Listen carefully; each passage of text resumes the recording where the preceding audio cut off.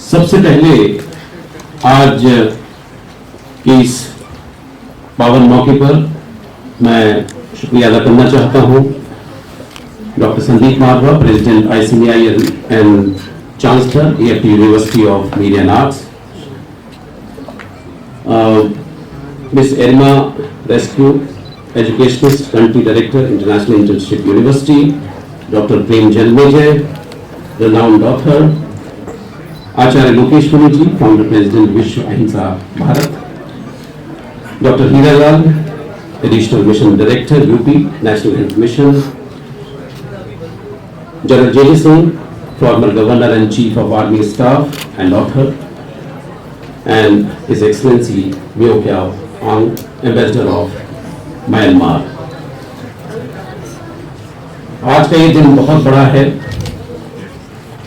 क्योंकि पिछले 7 जो एडिशन रहे हैं उसमें एक लंबी यात्रा रही है और 8वें एडिशन तक आते आते हमें यह एहसास हुआ है कि हम साहित्य के क्षेत्र में, लिटरेचर के क्षेत्र में कुछ नया कर पाए।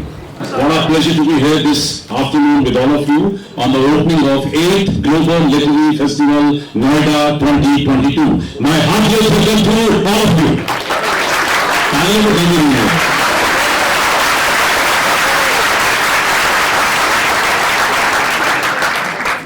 रास्तों की दिलकशी अपनी जगह, चलने वालों की भी मर्जी चाहिए।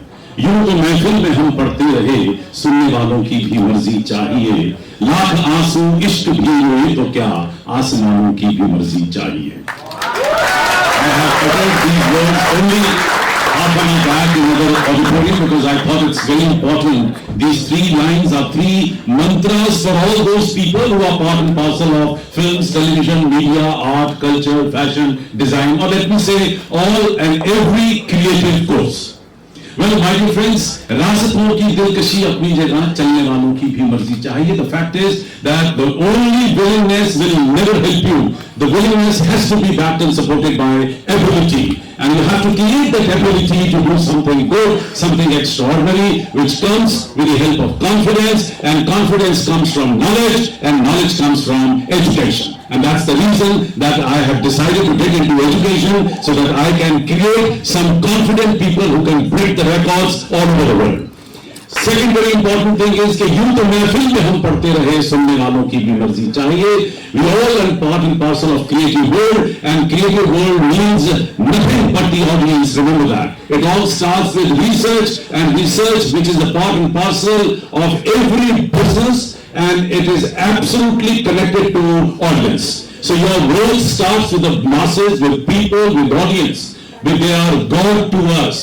They are ultimately everything to us, because unless and until you get into research, you will never be able to achieve success. And at the end of the day, once you have done your job, you've learned, you're perfect in your business, then trust me, what you need is only audience. Whether it's a film, television, media, book, whether it's a fashion show, whether any creative work, painting, designing, ultimately what you are looking for, the audience. बहुत ही खुशी का विषय है कि आज global साहित्य उत्सव का आयोजन भारत की राजधानी दिल्ली NCR नोएडा में हुआ है, और विश्व शांति में साहित्य के योगदान पर जब चर्चा हो रही है, साहित्य हमारे जीवन में आलोक स्तंभ की तरह हमारे जीवन को आलोकित करता है, जीवन की दिशाओं को स्पष्ट करता है, हमारे भीतर की नकारात्मकता को खत्म करता है, सकारात्मक सोच को उत्पन्न करता है, पॉजिटिव थिंकिंग को। और मैं समझता हूँ जब जीवन में से नकारात्मकता खत्म होती है, हिंसा खत्म होती है, तो अपने आप में ही विश्व शांति का सपना साकार होता है। और मन की शांति विश्व शांति की अनिवार्य शर्त है। साहित्य के द्वारा हम अपने मन की शांति को भी प्राप्त कर सकते हैं। Honor and pleasure to be here, and I would like to extend my heartiest congratulations to Dr. Sandeep Marwa, and organizer of this very important occasion, and I wish all of them great success. So what you feel today, what's your experience about today? Oh, this is a great event. I am very much impressed by the today event. I would like to congratulate Mr. Sandeep Marwa for the initiative that he has taken to promote Indian art, culture and literature, and also to give a message of peace, love and unity.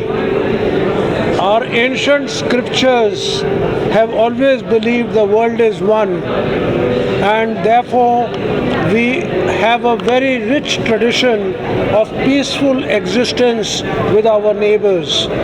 And also the greatness of India is that we have been the fountainhead of many other religions other than Hinduism, that is Jainism, Buddhism, Sikhism, Islam and Christianity have also flourished.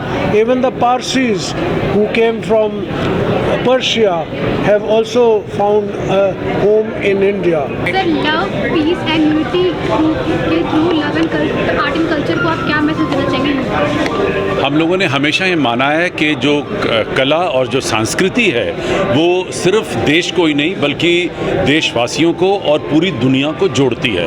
और यही वजह है कि 1993 में जब हम लोगों ने ये लाइन, ये फ्रेज जब दुनिया को दिया था, love, peace and unity through art and culture, उसको हमने बड़े सीरियसली खुद लिया।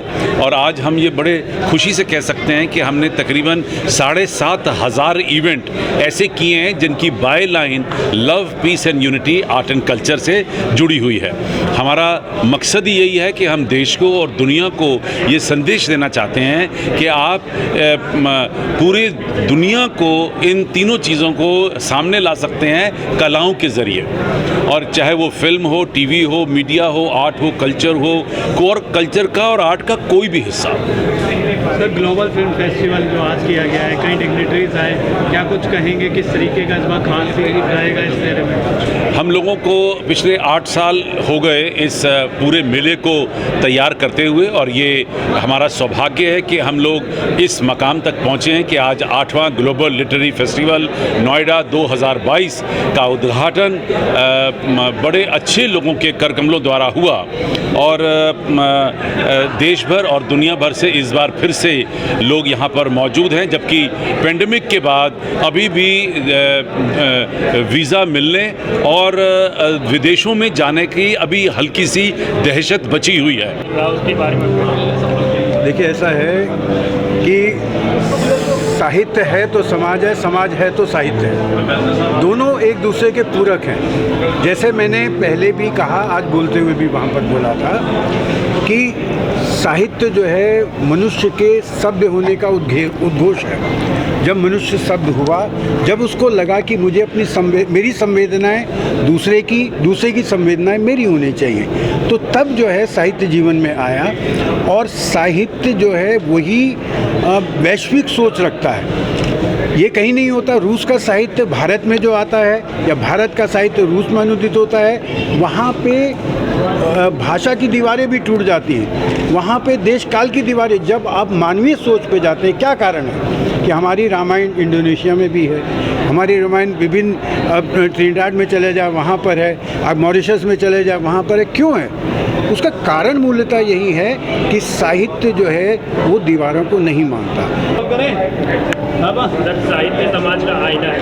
आपने बहुत ही अच्छा स्पीच दिया, बहुत ही अच्छा लगा हम लोग को। इसके बारे में देखिए, आर्ट एंड कल्चर, इसमें बहुत सारी चीज़ें समाहित हैं। तो आर्ट का मतलब क्या होता है? आर्ट का मतलब होता है हुनर। वो हुनर किसी प्रकार का हुनर हो, ठीक है। और कल्चर का मतलब होता है उसको कल्टीवेट करो। तो आपके जो अंदर आर्ट है उसको कल्टीवेट करो, मतलब कल्चर करो। तो आर्ट एंड कल्चर जो हम लोग बोलते हैं ना, ये बहुत व्यापक टर्म है। और जो साहित्य का ये ग्लोबल फेस्टिवल है, आपके पास बहुत कुछ चीज़ें हैं, लेकिन आप जो कल आपको याद था, अगर आप उसको राइट नहीं करोगे, लिखोगे नहीं, तो भूल जाएगा। तो जैसा मैंने अभी कहा ना कि हम लोग कहते हैं हम पढ़े और लिखे हैं। भाई आप पढ़े तो हैं, जब तक जो पढ़े हो उसको लिखोगे नहीं तो आप लिखे कैसे कह सकते हो हम लिखे हैं। तो पढ़े लिखे को पूरा करने के लिए आपके पास जो कुछ भी है अनुभव के रूप में, आपकी हॉबी के रूप में, उसको लिखना चाहिए।